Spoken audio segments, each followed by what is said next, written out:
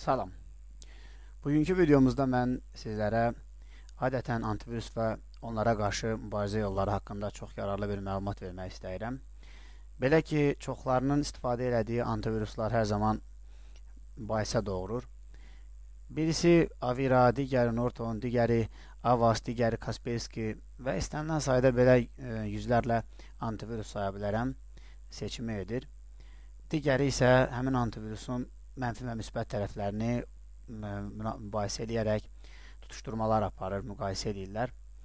Ancaq real olaraq belə bir şey göstərmək istəyərəm ki, demək əsas olan burada antivirusların düzgün istifadəsi və professional istifadəçi yanaşmasıdır. Beləliklə də mən indi sizə həmin professional istifadəçi yanaşmasını və antivirusların hansını daha çox seçim edə biləcəyinizi sadə bir nümunə ilə göstərmək istəyərəm. Gördüyünüz bu Trojan daxil edilmiş, üzərindən bir dəfə seçdim yalnız. Trojan daxil edilmiş fayldır. Tragent DX1 göstərilir. Çox düzgündür. Özüm əlavə eləmişəm buna yoxlamaq üçün. Baxın bir daha. Bir seçim edəcəyim. Bax, belə seçirəm. Mouse'la vurmuram ki, iki seçim olduğunu zənn etməyəsiniz. Sadəcə üzərinə keçirəm. Oxunan və mouse aşağı çəkək. Üzərində sağ düyməni vururam. Heç bir əməliyyat etmədən, mənə xəbərdarlıq elədi. Digər bir variantda isə yenə yoxlamaq istəyirəm.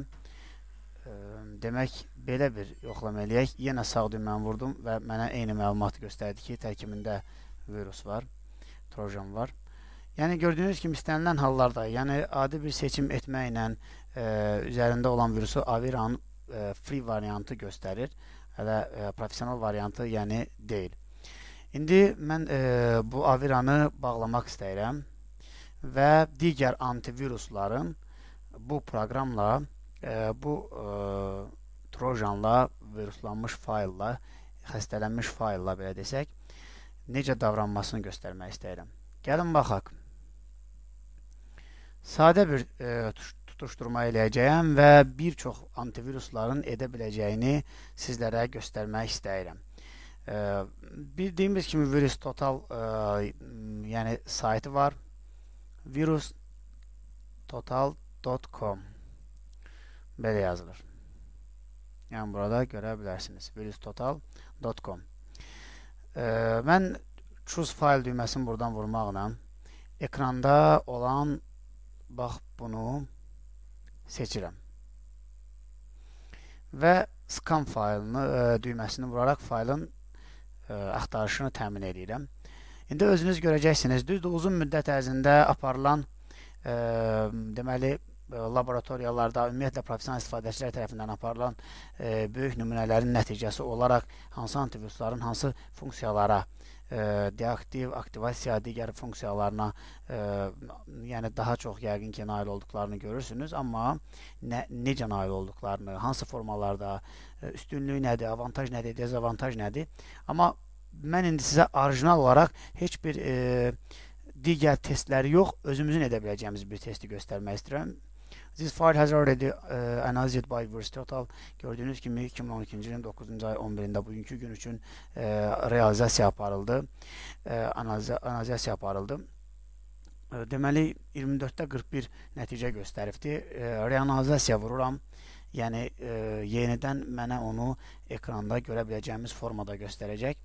İndi çox maraqlı bir fakt olacaq və inanıram ki, hamımıza yarar olacaq.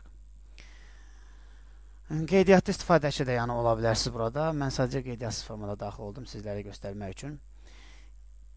Qrupumuzda burada baxırdım bəzi istifadəçilərin hansı antivirusu daha çox.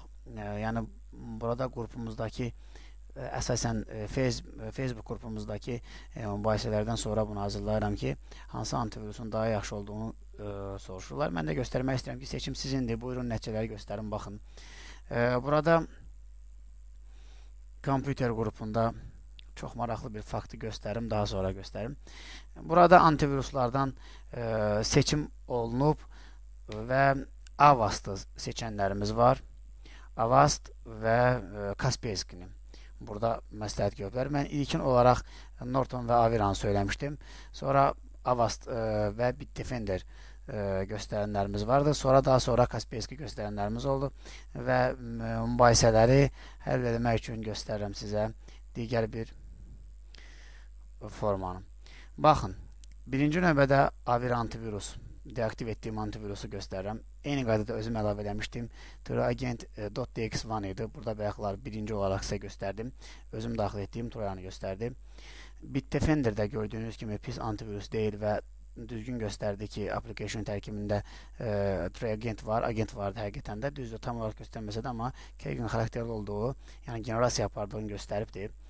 Daha sonra mən sizə göstərim Avast tərifləyən dostlarımızı, üzvlərimizi. Gördüyünüz kimi Avast heç bir mənfi skript içərisində tapmadı. Öz əlimizlə daxil etdiyimiz fayla tapmadım.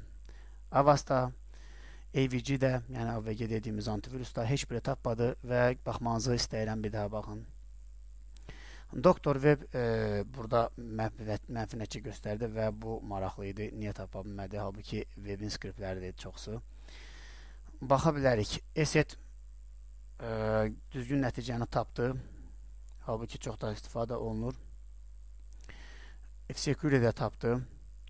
Fortinet-də tapdı. Sonra baxım düzgün tapan Kaspersky heç nə tapmadı. Yəni Kaspersky və Avast təklif edən qrup üzvlərinə demək istəyirəm ki, uzun müddət bundan əvvəl Avast bütün serverimi Kaspersky-də onunla daxil olmaqla bütün serverimin çökməsinə nəticə yaratmışdı.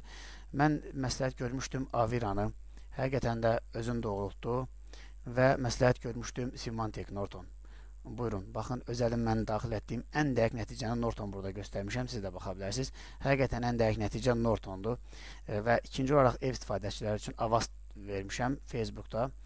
Və nəyə görə? Baxın, Trojan daxil etmişdim, ADH-dir, düzdür. Və ADH2 və eyni qaydada antivirus Avira'da onu tapdı, Symantec-də tapdı, amma Symantec daha doğru nəticə ilə daxil etdiyim skriptin növünə qədər yazdı ki, zərərli skript var və beləliklə də inanıram ki, sizlər üçün yararlı bir məlumat oldu. Əslində, çox antiviruslar burada failin içərisində yararsız skript tapa bilməmişdi, amma ən güclü saydığımız antiviruslar tapmışdılar. Məsəl üçün Bitdefender'də normal antivirus sayılacaq səviyyədədir və ən çox mənim güvəndiyim isə burada Symantec idi. Kaspersky tapmadı, McAfee-də tapmadı.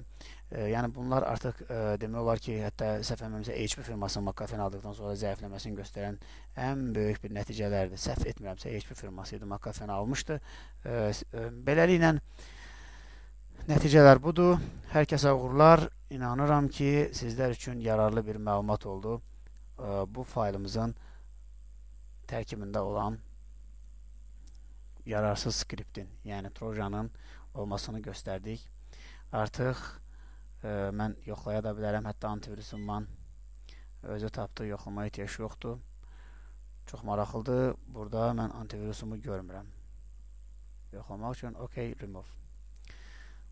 Uğurlar. Növbəti paylaşımlarda sizlərlə birlikdə olmaq diləyi ilə.